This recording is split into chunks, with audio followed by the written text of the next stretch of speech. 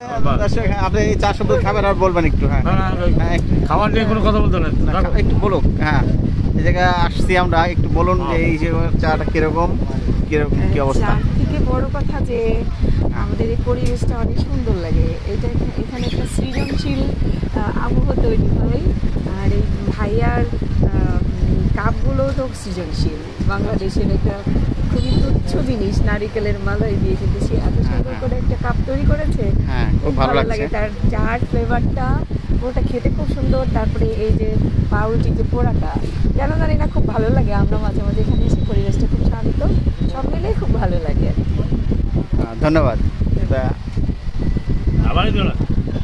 আচ্ছা, ঠিক আছে।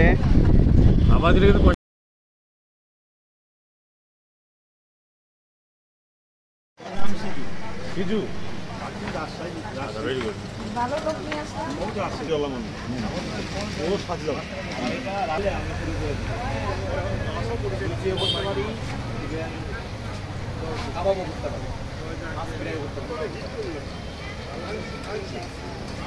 বলুন। আসসালামু আলাইকুম। আসসালাম। আপনার এই হোটেল সম্বন্ধে একটু বলুন। আমার এই ছোটোখাটো একটা রেস্টুরেন্ট কোয়ালিটি বলতে পারেন, আবার ক্যাফে বলতে পারেন। তো আমাদের ক্যাফেতে এখন শীতকাল চলে আসছে, তো শীতকালে আসার উদ্দেশ্য তো একটাই, মানুষের চা প্রেমী।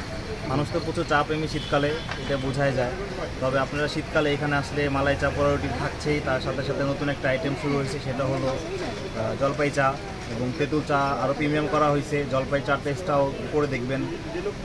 এখন স্পেশাল দুধ চা পাওয়া যাচ্ছে মাত্র 20 টাকায়।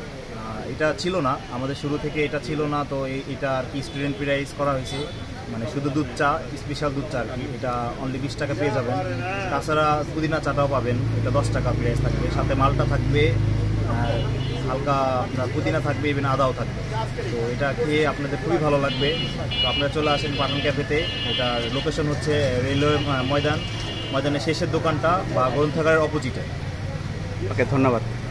চাটা আসলে অ্যাকচুয়ালি ওখানে যারা চা খায় তারা